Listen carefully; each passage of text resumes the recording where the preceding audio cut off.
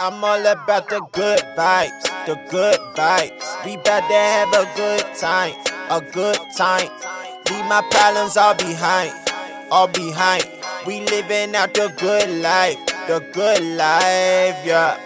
I ain't gotta worry about a thing. Oh no. Had some obstacles I overcame. Oh yeah. You don't have to ever be the same. Oh Lord. Cause when we change the mind, we change the game. Coming through clutch. Coming through clutch. Coming through clutch.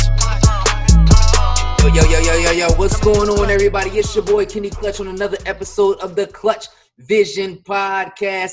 I got a very special guest in the building today, all the way from the dirty South. My man, the speaker, the motivator, the author, the husband, the father, the man himself, Mr. Jeremy Anderson is in the building. What's going on, baby? Hey, what up, Kenny? What up, Kenny Clutch? How you feeling, good brother? Thanks for having me. I'm chilling, man. Appreciate you coming on the show, brother. Listen, man, it's been a wild time out here in the world. Yeah. I ain't even want to say the streets, in the world, brother. Right, So first and right. foremost, how are you and your family doing, and how are you guys doing during the pandemic? Man, we good, bro. No complaints at all. You know what I'm saying? We've been putting in a lot of extra family time, but just managing, working and filming and recording content, and doing homework and schoolwork and making lunch and, you know what I'm saying, all of the above. But it's a blessing to be in this position, especially considering how it's hitting people across the globe here in America. You know, we doing all right, man. So I'm excited for this new season. I've been growing through this season. I've been able to kind of notice some gaps within me and myself and my character. So it's some things I'm noticing that I probably wouldn't have noticed if I was on a plane, you know what I'm saying, 2-3 times a week. So yeah, bro, we kind of get all joy on this end. That's what's up, man. How's the homeschooling going for you? It's rough, bro. And that's really a gift to my wife. But then when she get frustrated, I might like, okay, let me maybe take over. But for the most part, you know, since it's going smooth, it's just my kid's just hyper, bro. And I got a 7-year-old and I got a 1.5 years. And so they both got two interesting dynamics. Mm-hmm. And so, but it's all love. You know, they healthy, they doing their thing, and I'm happy about that. Yeah, bro, because you know me, I got 4. 4 and probably so I've been not complaining about my 2. You know what I'm saying? Yo, man, my kids be. Well, you know what? Right now, you know, it's a great time to see because you get to learn about them even more. Because really, it's like 6-7 hours out of the day, they not with you. You know what I'm saying? Like they're at school, and then you get 6 or 7. I tell parents all the time, we getting our 6 hours back. You know what I'm saying, with our kids, because that's precious time. Because technically, they wake up, they go to school, they come home from school, they do their homework or go to an activity, and then dinner and in bed. What time do we really have, you know, together other than the actual weekend? We got 48 hours with them out, you know, out the week. So it's just a blessing or whatever to you know, to have the time or whatever right now just to learn about them even more and groom them to where you want them to be and not necessarily be influenced by the outside. Society. You know what I'm saying? Yeah, so listen, man, I wanted to ask you this, you know, I want you to let the people know, let the audience know, who is Jeremy Anderson, the speaker, and who is Jeremy Anderson, the family man? Yeah, so Jeremy Anderson, I'll start with the family man because that's who I am from the jump. And then even when I retire and stop traveling and speaking, I'll still be a family man. So family man, I'm probably one of the coolest dads in the world. You know, I'm a servant to my wife. I you know, the way I serve around the house, the average cat will probably scratch their head. You know what I'm saying? But, you know, we lay back. We have a good time. Me and my wife, we work as a team. And Jeremy, the family man, that's pretty much who I am. Now, Jeremy, the speaker, I'm a servant to the world, right? So I've been gifted with the responsibility of speaking life to different people in different walks of life. And so Jeremy, as a speaker, that's who I am. I feel like in addition to serving my family, I'm a servant to the world. I got to just make sure I have a balance so that while I'm out here serving the world, I got enough in my tank to be able to come back home and serve my family. You feel me? Facts, man. Yep. That's dope, man, because not a lot of brothers, you know, speak the way that you speak and can really give an answer like that. You know what I mean? Serving the world, serving your wife, serving, you know, your children. And I believe that life is all about serving at the end of the day. You agree, right? And absolutely. and it's like you got so many kids nowadays, and gentlemen, and black or white, really don't matter. And we get into this lost society where it's all about me, me, me. But what you just explained was, it's like, listen, man, I'm out here to serve, and you basically gave a selfish, an unselfish mentality right there. Can you add on to that? Yeah, so I think John F. Kennedy. The reason why people quote that so much, if they ask like, is there any quote that sticks out from any president? It got to be when he was like, "Yo, don't ask what America can do for you. Ask what you can do for America." I think that's clear. I think in the very beginning of times, everybody had a role, everybody had a responsibility. Either you were a welder, or you work with water, or you were a farmer, agriculture. Like, everybody brought something to the table. And so in today's society, it seems like a me, me, me, society. And so I think it's rare that people take the mindset that says I'm serving. So even when I'm speaking in schools, I'm on character. I'm telling these kids how to serve your family. I'm telling husbands how to serve your wives how to serve your family, like that type of thing. I'm telling teachers, I'm like, yo, this ain't just a career. This is a calling. You've been called to serve these students. And if they could just wrap their mind around that, maybe they would not take this position that sometimes they take as just the authoritative figure, when they're like, you know what, let me check myself because I'm here to serve. So I know where I once was, and I feel like if it wasn't for grace, I'd be dead. I've been in prison, or just living a very, very average life. But I got to a point where other people sacrificed to serve for me. And when I see where I am today, I realize that I am tasked with the responsibility to serve others. And I think that's why I'm living in the abundance. That's why I'm so blessed now, is I really do seek to try to add as much value to people and serve others in every aspect of life. And then what's for me is going to automatically come back to me. But I believe you can't beat the creator giving. So I'm always giving, I'm always pouring, I'm always sharing. And then I can't explain it to you, Kenny, but you know what it is. The stuff just comes back to us. And I'll be like, man, that's what's up. You know? Right. Yeah, bro. You know what's wild? I was on your Instagram, I think this was last summer. And when you saying stuff just comes back to you, I saw that the truck that you had of books for the students. And I'm just like, yo, I turned to my wife. I said, babe, look at Jeremy's joint right now, yo.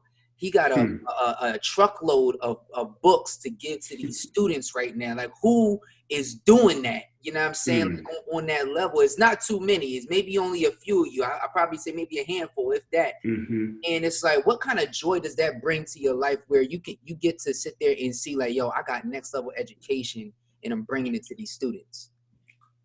So for me, it's a game changer. So for years I was just speaking in school. I'm talking about hundreds of schools all over the country, and then internationally, different countries, Canada, Bermuda, Grand Cayman Islands, India, South Africa, like putting in work.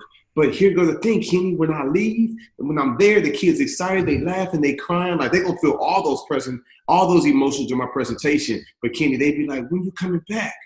And bro, it would kill me to like look in the eyes of some of these kids, like I'm going off to war. They're like, "Are you gonna come back?" I'm like, "Yo," and I'm like, the principals is like, "We need more." And I'm talking to principals, I'm talking to superintendents. I'm like, "You need more." Like, all right, so bring me back once a month. What else can I do? And then they were like, "Yo, can you create a curriculum?" Wow. So that the same characters, the same traits, the same principles, the same instructions that you've been teaching, the same philosophy, if you could put it in a book form and video series so that our kids can hear from you on a regular basis. And I was like, no doubt. So our team, we put in work, and after a year, we created the next level student character curriculum, which continues to move our message forward. And so again, it's just all about adding value, because I realize I can't touch all of them, and once or twice a year really ain't enough. You know what I'm saying? And so yeah, that's where we at. That's what's up, man. So let me ask you this though. Where and who would you be if you weren't speaking today? Because it seems like, speaking has put you on such another level of serving and giving. Like, where would you be if you wasn't speaking? I would. It depends, right? If I was just using my talents, I would probably be into sales or something like that. Not necessarily the stock market, you know what I'm saying? But I have a talents of connecting with people. But if I use my gifts, I'll probably be in the classroom. Does that make sense? And so it's like, so you know what I'm saying? So if I use my gifts, you know what I'm saying, I would be in the classroom giving it away. But if I use my skills, I would probably be some type of marketing or sales or something like that. And so I've been privileged to use my gifts and talents now as an entrepreneur, as a public speaker. I've been doing this now for 10 years, just, you know what I'm saying, adding value to people's lives. And so, but before that, I was running nightclubs. Before that, I was selling weed by the pound. Wow. Before that, you know what I'm saying, like I wasn't living in my purpose and my calling. I was using some of my gifts and talents, but not for positive things. You feel me? It was more for you, for what you wanted. It was more, it was more for me. I was on selfish stuff, right? That's why I push the power of being selfless and serving so much. Because when I was living for me, I mean, it was whack, bro. I'm talking about I was whack, bro. I thought I was dope. Right. I thought I was dope. Right. Yeah, but at the end of the day, you know what I'm saying? If I would have passed, what was people really gonna say? Like, what did my life really produce? Like, what type of fruit did my life bear? All right, so I gave you some thrills, or you had a good time for a little bit, but like, it was no substance. It was shallow. You know what I'm saying? And so, luckily, a ton of doors closed, and I had one door open, and I chose to make some adjustments. And I had to be willing to walk away from some friends. I had to be willing to let people talk about me. I had to be willing to say that's okay. You know what I'm saying? But I don't mind starting over, hitting the reset button so I can be everything I was called to be. Right.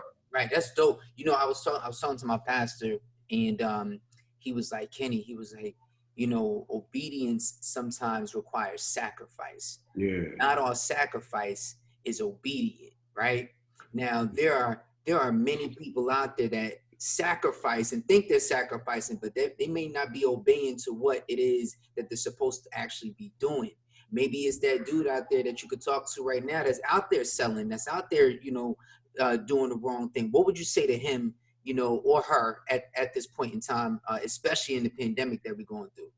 Yeah, I mean, you know, this is what I say, because I come across cats all the time, whether they male or female, and I just tell them this, right? Like, if you can do that, and that's illegal, like if you could do that, just imagine what you could do if you put that same energy, that same time into something more productive. You feel me? But unfortunately, a lot of people want it fast. And when you get it fast, it goes just as fast as it comes, right? And so I've been on this new wave now for 10 plus years. And so what I have now, can't no cops kick in my door. Like, can't nobody take, you know what I'm saying, what God has been given to me. You feel me? Like, there was a time when I used to ride around, bro, and if a cop would happen to be behind me, bro, I'm finna have a heart attack. You know what I'm saying? Because I know what's in the trunk. Like, I'm literally thinking in my brain, like, yo, if he pull me over, do I wait till he gets out and walks up and then reverse and hit his car and take off? Or do I mash right now and keep the car running? Like, I would have all these crazy thoughts, like, what if? And then luckily they would just go past me and keep going. But I was paranoid. You feel me? When cops get behind me now, I ain't tripping. Right. And when they pull me over, I ain't tripping. And because I'll have the worth and value, I'm going to be at a 10 and a 2. You know what I'm saying? I'm going to have my driver's license and everything out. So I don't have to reach for nothing just in case they don't value my life. I value my life. You feel me? So I'm not even like, I'm living a completely different life now. You know what I'm saying? And I'm planning for more. So we got nonprofits. We giving away scholarships. We sponsoring kids to go to school. Like, this is the work that we're doing now. Now I'm living a life of purpose and a life of substance because I had another chance. So if you're listening, and you rock with Kenny, like, you can't catch all this insight, all this deepness, all this anointing, all this power that he gives you week in and week out, and then keep doing what you've been doing. If you want something more, 2020 is the year of vision. You know what I'm saying? You got to be willing to make some adjustments. And I made some adjustments. And if I could just share this last part, Kenny, on this topic, if you could just give me 20 more seconds, bro. I got some homies, bro, who was living the same life I was living, Kenny, and did not make the transition. And now they hit me like, bro, I seen your house, man. I wish I had a mansion. Ha, ha, ha. I wonder, is it too late for me? Ha, ha, ha. And they hit me with that jargon like it's a joke. But I really do know in their heart of hearts, they thinking like, yo, years ago, we was kicking it. We on 2 different lanes now. And it break my heart, bro. Because I'm like, yo, you should be with me. But you kept wanting to live that lifestyle.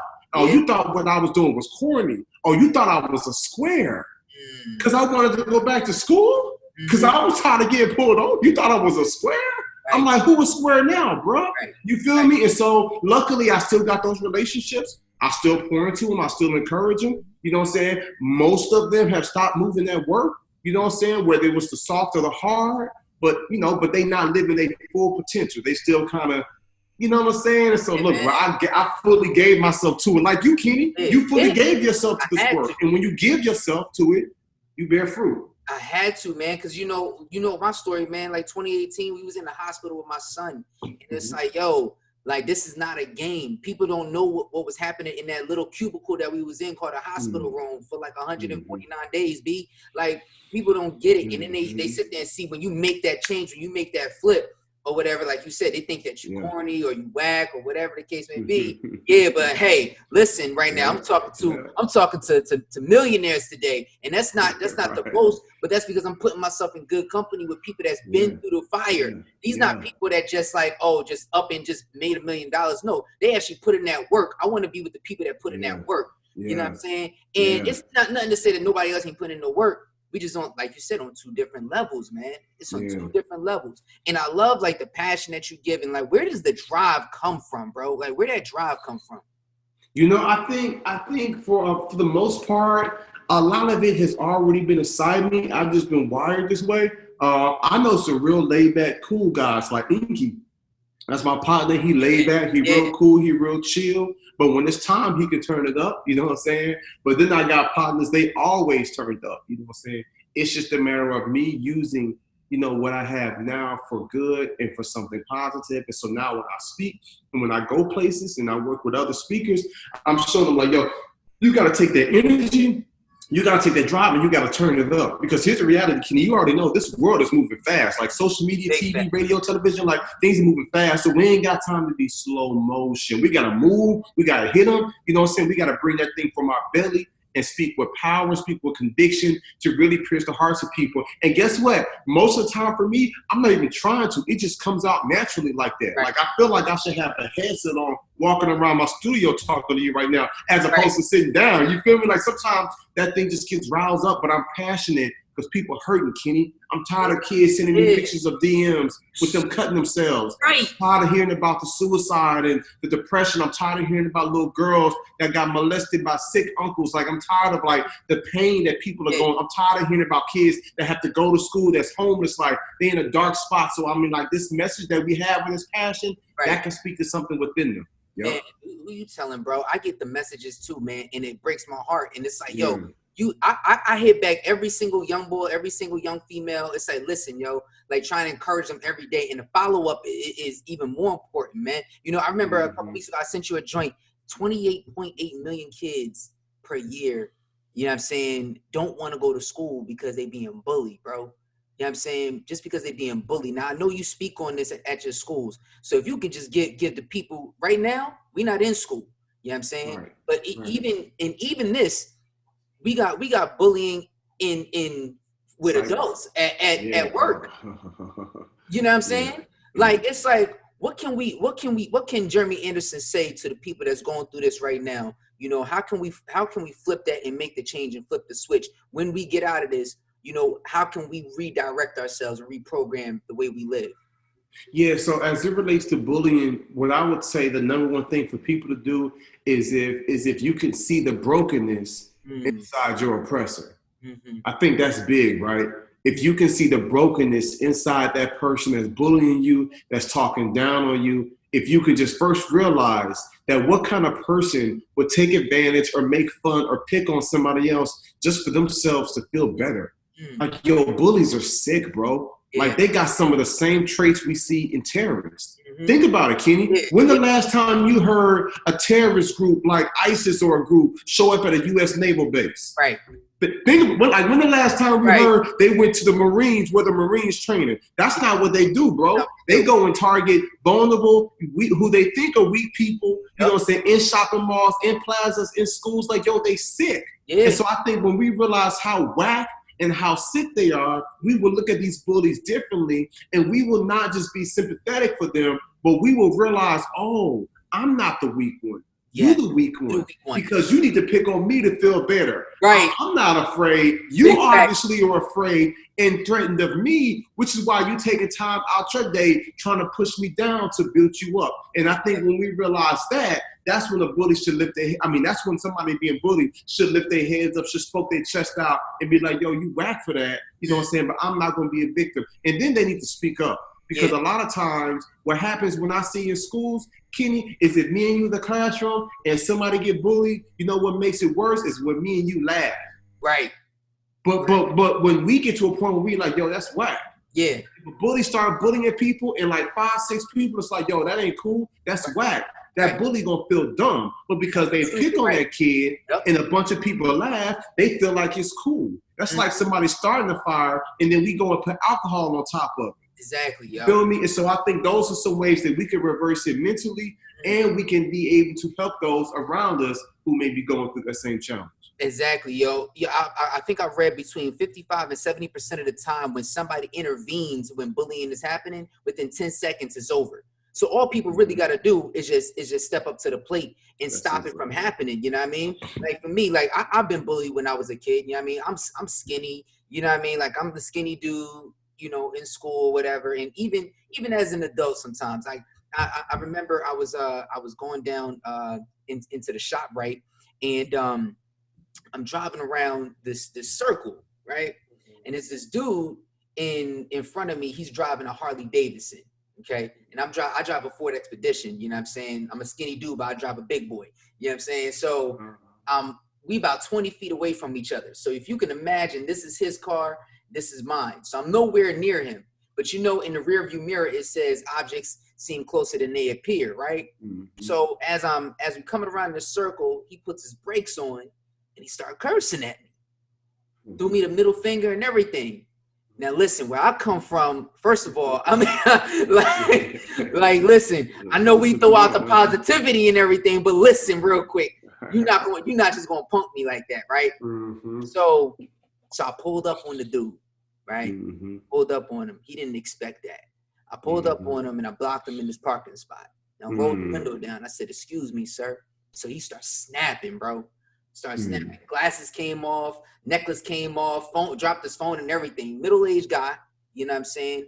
But he looked a little nervous when I rolled that window down. Yeah. He's like, "You coming around all fast? I'm on a bike. You need to watch where you're going. I'm on a bike." And I'm like, okay. He just kept going and going and going and going. I'm like, dang, you wilding, bro. You need some love. So I said, he stopped and I said, "Excuse me, sir, can I speak? Can I speak?" And he said, "Go ahead." I said, "Listen, I was never going to hit you." I said, "I'm conscious of my brothers and sisters on the road. I was never going to hit you." I said, "Brother, I love you, man." I said, I was never going to hit you. You know what I'm saying? Like, you gotta chill, like chill, B. And then he said, "You know what?" He said, "I'm sorry. I apologize. I just get nervous. Right? And then I said, "Yo, brother," I said, "Listen, man, if you that nervous, maybe you shouldn't be driving a Harley Davidson, brother." Straight up. Like, look, I'm being for real. But I told him, I said, "Listen," I said, "Look at me, man. I'm a black man. You know what I'm saying? Let me be the different type. You know what I'm saying? Let me be somebody else. You know what I'm saying? That's not really with that. I didn't have to say I love you. I could have been somebody else that rolled that window down and would have been set it off up in this joint just because of how you reacting. So bullies have to understand on who they messing with at the end of the day. You may be picking on David. And you the Goliath, you better watch out now. Don't let him come off with the slingshot, bang. And it's a wrap. So it's like, yo, man, we gotta, like, you know, I tell kids all the time, we gotta make sure that we be mindful of who is who, because you never know, bro. You just never know, man. So, you know, I wanna just, for our listeners, really quick, you know, make sure you like, subscribe, comment below. We got Jeremy Anderson in the building, man, that is blessing us with some gems. You know what I'm saying? Jeremy, let me ask you this, brother. You got some new projects that are on the way that you're working on. Tell the audience, tell the people what's going on with the Speakers Academy, Jeremy Anderson Speakers Academy. What's good with that? Yeah, so, you know, I wanted to, for years, man, I've had guys, you know, some guys and girls, they might work at a barbershop or a salon. They might be an entrepreneur. They might be working corporate America, but one day want to quit and share their story. Some of them are ex-NFL or ex-NBA or even Major League Baseball players. Like, they want to get out here and share their story, and they see me speaking, you know, saying with my boys or whatever. And so they've always asked, you have a training or a mentoring program? And honestly, I've been wanting to work on it, but I just haven't had the time. And so this was one of the goals for me and my wife, is to put together a speaking course, you know what I'm saying, to show cats how to create your message, how to find the perfect audience, how to do the marketing, the branding, how to connect with these schools and universities to get booked to speak, to be able to share your story and make some good income while you change your lives. And so I felt like this was the time, bro. Dope. So what made you, create the speakers academy for them? Like, was it just like, after all these years and just? Well, I think for me, I wanted to be, how do I say it? I wanted to be true to me. I felt like the timing was right. Gotcha. Like, all right, for instance, I'll tell you a funny story. This don't make no sense, but my brother said that one of his homeboys went to this guy's speaking training program, and people were buying his course. The course was like $2,000, and they were buying up the course. He was like, I'm gonna teach y'all how to speak. Bro, he said the next week they saw my man leaving LA Fitness with a T-Mobile polo on. What? Bro, my man worked for T-Mobile, but on the weekends, he brands himself as a public speaker, and people are buying his course, bro. Yeah. So I realized that. I was like, yo, people are getting shysted. I've been in the game for 10 years. I've traveled all over the country, passports headed up. I got a whole team of people who work for me. Like, we produce something really special. Right. So I felt like it was the right time, and I'm the right person to show people how to start from nothing, really do this. To eventually how to leave your company or your job, then making 6-7 figures and all. And so I felt like, I was qualified for it. And so 3 years ago, I felt like I was still tweaking some stuff. I got the juice now. You know what I'm saying? Got the juice. Yeah. And Kenny, I feel like I'm trying to help. Creating the Avengers, bro. Right. Ain't no competition, Kenny. Right. I'm not in competition with you or Trent or anybody. Like, it's so much work to be done, bro. It's not enough Jeremys and Kennys out here in the world. Right. It's 132,000 public schools in America. Right. Bruh. That's a lot. And bro. Some schools bring me in a few times throughout the year. Right. It's enough for everybody. It's not enough speakers that have a real message, bro. Right. And so I knew that there were tens of thousands of people across the country who got a story, who overcame, who bounced back, and their story can help change kids' lives. And so I'm just another way I can serve them and help them go to that next level and share their story. Making moves, brother. Let me shift to this though. What would you say to people who have a love for kids, but they don't really have a story to tell? So that's probably a myth. It's two myths, right? One myth is that there isn't any money in schools. That's a big myth. That's a big cap. You know what I'm saying? Like, for real. Like, that's all I'm going to say right there. I ain't going to say nothing else. I'm going to just say, man, you chase your purpose, the profits will follow. And then, so that's a myth. And the other myth is, so everybody got a story. Everybody's experienced adversity. Now, you ain't have to have went in prison and lived homeless and all that crazy extreme stuff. But if you overcome adversity, you know what I'm saying? You fought through depression, you had some struggles, you bumped your heads, you made some mistakes. If you learned the game, I got some speakers, they feel like, man, my mom and dad was great. They had a college fund for me. Everything was set, but I fought through some stuff. I had some challenges, and I've created the top 7 things, like the keys to life. And so I know people who have messages like that change the game, that can't stand on the stage and talk about what you've gone through and what I've gone through, but everybody has had their own situation. And so through the course, I show people how to take your message, how to take that story, and how to connect with the right audience, because you have a voice. You know what I'm saying? Now, your voice might not be appropriate in this season for corporate. It might not be appropriate for like certain environments, but there are people that can learn from you and your experiences and your mistakes. And so some people just need that push and need that guidance. And so that's what we're here for. Yep. That's dope, man. Yeah, man. Because I know me, like, listen, I'm not, I was never like a gang banger. I ain't never sell drugs or nothing like that. You know what I'm saying? But I've been through a lot of stuff in my life where it's like, people can really learn from some of the stuff that I've been through and the type of adversity that I've overcome. Like I just share, a lot of our family story with Christian, right? But bro, I got layers and layers of stuff or whatever that I'm gonna be peeling back soon. And this is like, y'all don't understand. Like, I was married at 21. You know what I'm saying? I had a child at 21.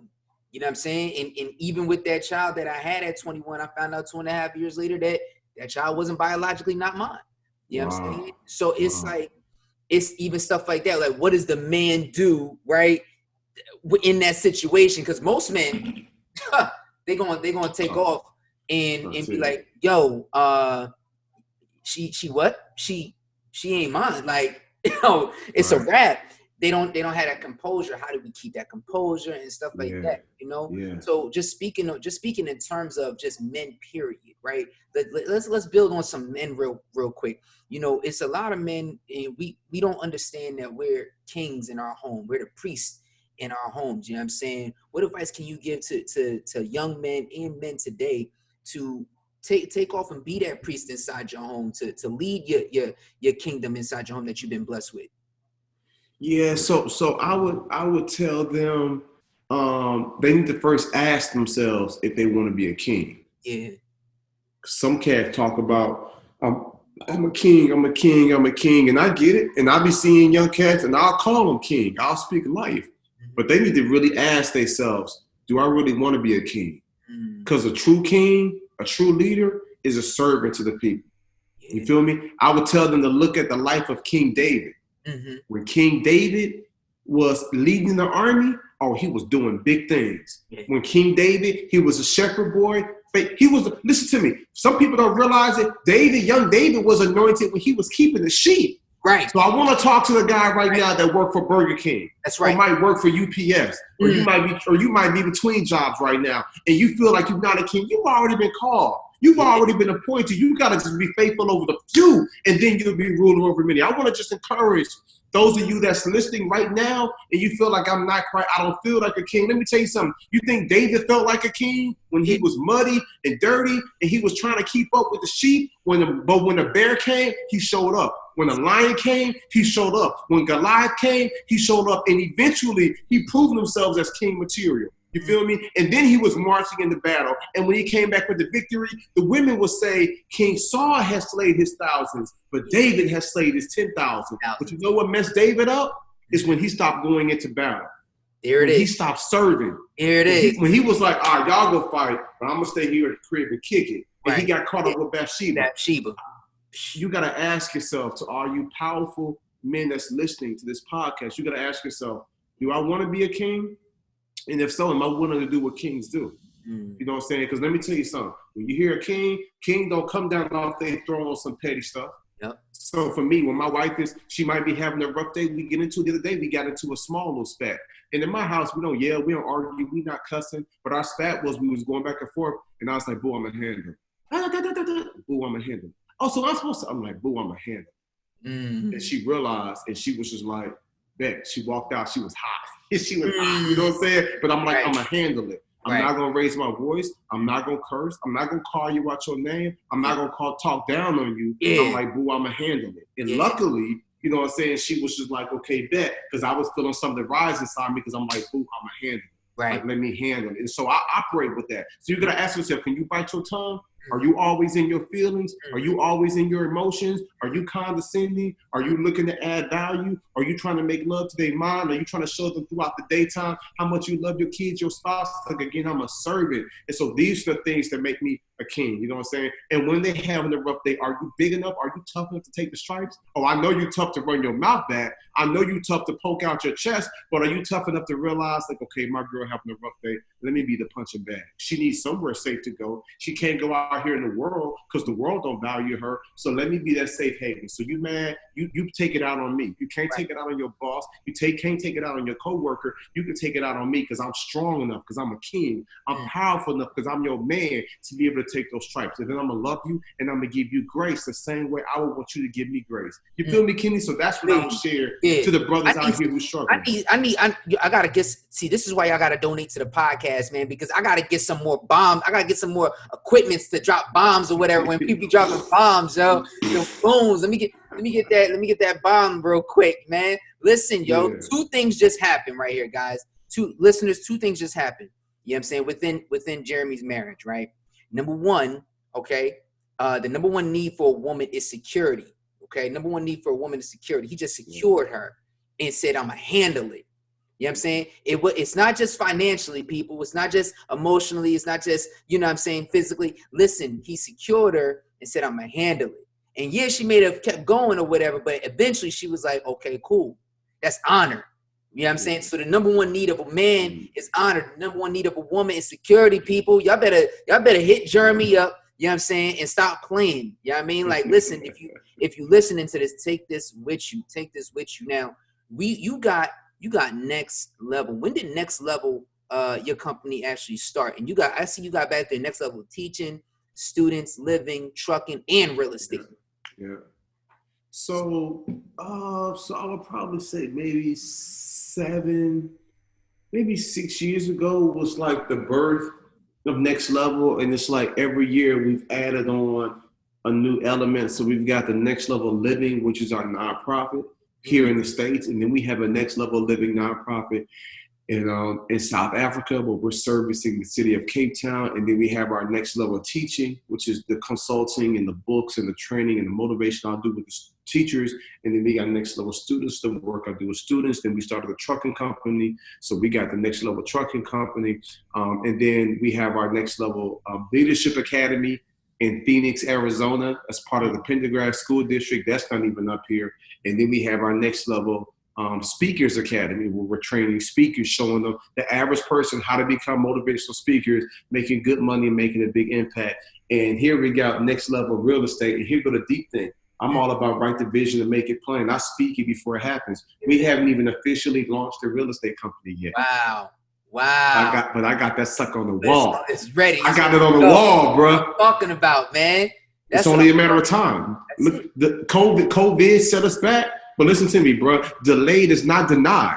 Yeah. You know what I'm saying? We going to launch the real estate company. It didn't set us back. It set us up. It set us up. It ain't set us back. It set us up. Because the time that we need right now, this is the time that we need. You know what I'm saying? Yeah. You know just as much as I do. Listen, great things come out or whatever when you in the wilderness now. Yeah. You know what I'm saying? When you're in the wilderness, great things come out. You look at Moses in that bush.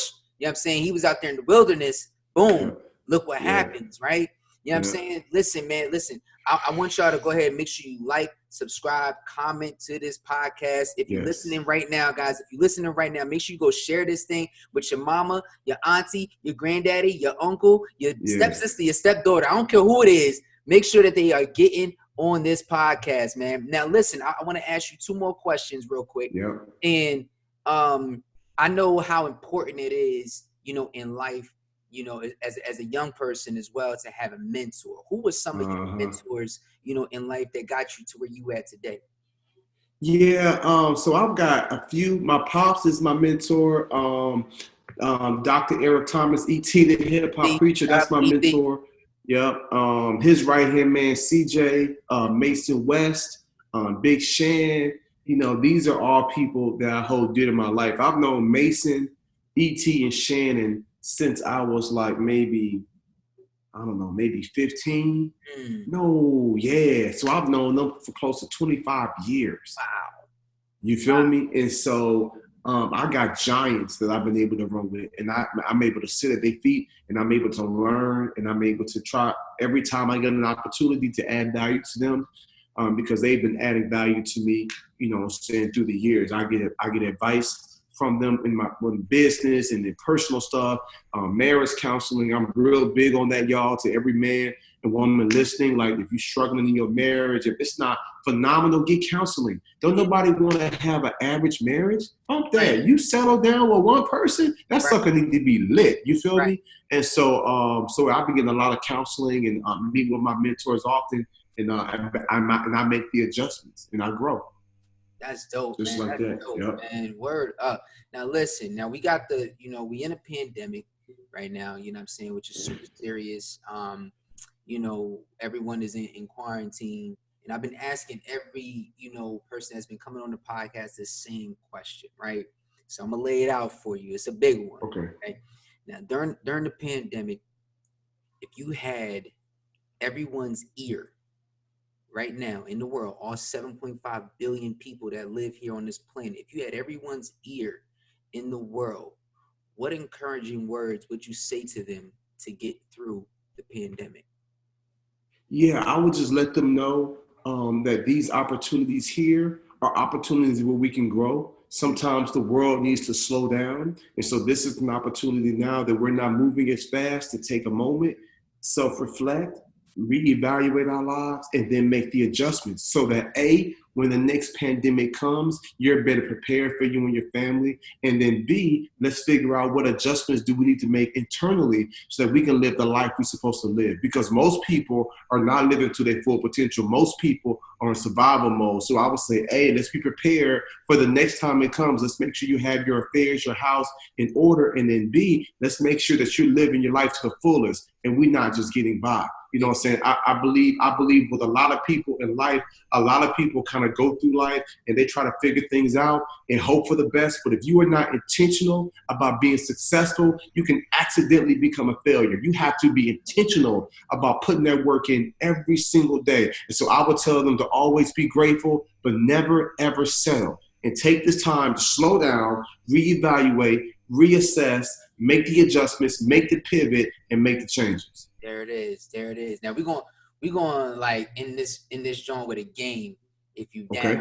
we're gonna end it with a game. So this is the Clutchvision podcast, and my name is Kenny Clutch. Obviously, you know what I'm saying. So Clutch is an acronym.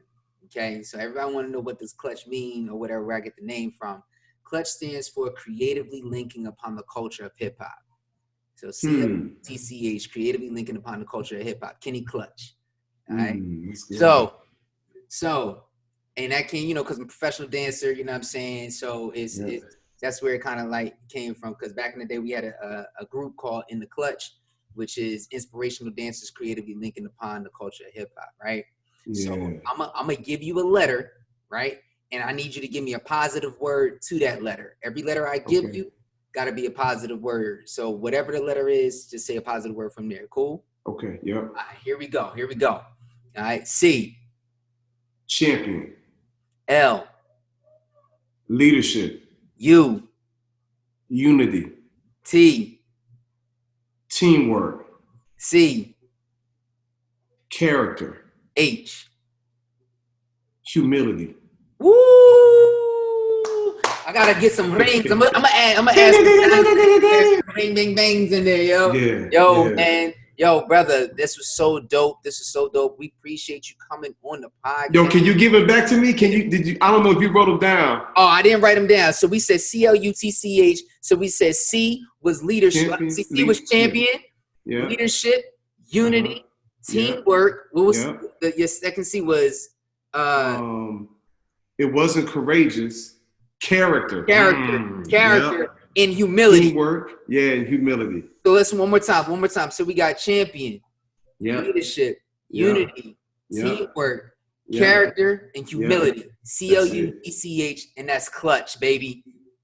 Yeah. You know what I'm saying? So listen, where can the people find you at? Shout out your Instagram, your website. Where can the people find you at? And where can the other schools find you at as well, too? Yeah, so it's jeremyanderson.org. So just the number 1 and then JEREMYANDERSON 1 at 1jeremyanderson.org. And I got 2 websites. My regular website, the Instagram is at 1jeremyanderson. Just that, right? That's the Instagram and Twitter, at 1jeremyanderson. And the website is jeremyanderson.org. And if you're interested in being a public speaker, then it's nextlevelspeakersacademy.com. Dope, brother. We appreciate you coming onto the show. What we're going to do, we're going to put all of that information in the description below. So make sure you guys like, subscribe, comment, hit my man Jeremy up. If you need some daily inspiration, he is always on Instagram dropping bombs every single day. So go ahead and blow that up, run that up, put it on your stories, repost it, do what you do. And let's start get the word out a little bit more because the world needs more positivity. Guys, we thank you. We love you. Share this again with your mom, your dad, your auntie, your uncle, your sister, your grandma, your grandpa, whoever, your co-workers, your boss. I don't care who it is. Make sure you get it out to them. Donate to the podcast. This is Kenny Clutch. Remember what I can always say, when we change the mind, we change the game. It's your boy Kenny Clutch. Peace. Yeah.